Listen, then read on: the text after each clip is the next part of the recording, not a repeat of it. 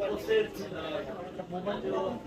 নাগরিক পার্টি এবং সহযোগী সংগঠনের নেতৃবৃন্দ এবং আমাদের সাংবাদিক বন্ধুগণ, আপনাদের সকলকে শুভ অপরাহ্ন এবং আসসালামু আলাইকুম। আজকে আমার জন্য একটা খুবই গুরুত্বপূর্ণ দিন, অনেকগুলো গুরুত্বপূর্ণ সিদ্ধান্ত আজকে হয়েছে। আপনারা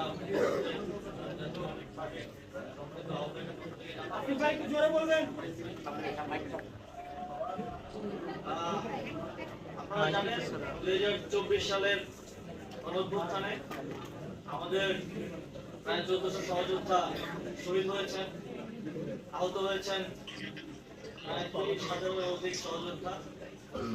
বাংলাদেশের ইতিহাসে অত্যন্ত গুরুত্বপূর্ণ একটি ঘটনা হয়ে থাকবে এই গণঅভ্যুত্থান, যে গণঅভ্যুত্থানের মধ্য দিয়ে একটা দীর্ঘ ফ্যাসিবাদী শাসনের পতন হয়েছে এবং তারপর আমরা নতুন বাংলাদেশ বিনির্মাণের যে পথ চলা, সেই পথ চলায় অগ্রসর হচ্ছে।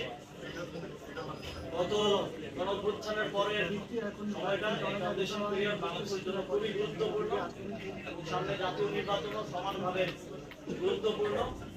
আমরা একটা গণতান্ত্রিক প্রক্রিয়ার মাধ্যমে একটা গণতান্ত্রিক সরকার গঠনের দিকে বাংলাদেশ এগিয়ে যাচ্ছে।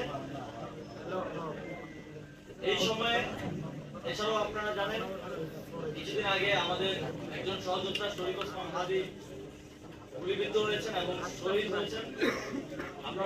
আমি মনে করি যে এই সময় জুলাই গণঅভ্যুত্থানের সকল শক্তিকে ঐক্যবদ্ধ থাকা এবং ঐক্যবদ্ধ রাখা সমানভাবে গুরুত্বপূর্ণ এবং একই সাথে এই গণঅভ্যুত্থানের যে আকাঙ্ক্ষা, শহীদদের এবং শহীদদের পরিবারের আহতদের যে আকাঙ্ক্ষা, বাংলাদেশের লক্ষ কোটি মানুষ যারা রাজপথে নেমে এসেছিলেন জীবনের তোয়াক্কা না করে তাদের যে আকাঙ্ক্ষা, সেই আকাঙ্ক্ষা বাস্তবায়নের জন্য এই নির্বাচনকে কেন্দ্র করে আবারও সময় এসেছে ঐক্যবদ্ধ হওয়া।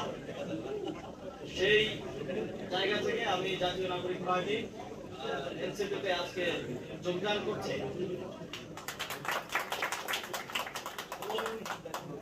আমি আসন্ন ত্রয়োদশ জাতীয় সংসদ নির্বাচনে অংশগ্রহণ করছি না। আমি মনে করি যে আমার একজনের সংসদে যাওয়ার থেকে আমাদের জুলাই গণঅভ্যুত্থানের সহযোদ্ধাদের আরো অসংখ্য সংখ্যায় সংসদে যাওয়ার ক্ষেত্রে যদি আমি অবদান রাখতে পারি, আমার দায়িত্ব যথাযথভাবে পালন করতে পারি, তাহলে এর থেকে বড় সাফল্য আর কিছু হতে পারে না। এবং এই নির্বাচনে যেহেতু আজকে যেই নমিনেশন জমা দেওয়ার শেষ দিন ছিল, সবাই নমিনেশন জমা দিয়েছেন। আমরা প্রত্যাশা করি খুবই সুষ্ঠু এবং নিরপেক্ষতার সাথে, কোনো ধরনের হানাহানি ছাড়া আমরা এই গণতান্ত্রিক উত্তরণকে সফলতার সাথে বাংলাদেশ অতিক্রম করতে পারবে এবং এই গণতান্ত্রিক উত্তরণের পক্ষে আমি কাজ করে যাব। এবং একই সাথে আপনারা জানেন এই নির্বাচনে দুটি ব্যালট থাকবে। এখানে আমি মনে করি যে আপনারা একটি ব্যালটে এমপি নির্বাচন করবেন, সরকার নির্বাচন করবেন। সেই সরকার এবং এমপি থাকবে 5 বছর। তারা তাদের কমিটমেন্ট রাখবে কি রাখবে না সেটা আমরা জানি না। তবে আপনারা যদি গণভোটে হ্যাঁ ভোট দিয়ে নির্বাচিত করেন, এই সংস্কারের মাধ্যমে বাংলাদেশ আমি মনে করি যে 100 বছর এগিয়ে যাবে।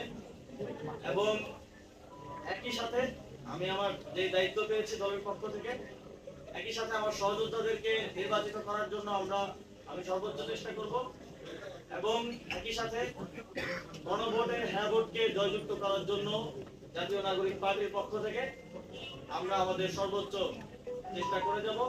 আপনাদের সকলকে জাতীয় নাগরিক পার্টির এবং সহযোগী অঙ্গ সংগঠনের যারা আছেন সকলকে ধন্যবাদ জানিয়ে এবং সাংবাদিক বন্ধুগণ যারা অত্যন্ত শর্ট নোটিসে এসেছেন সকলকে ধন্যবাদ জানিয়েছেন।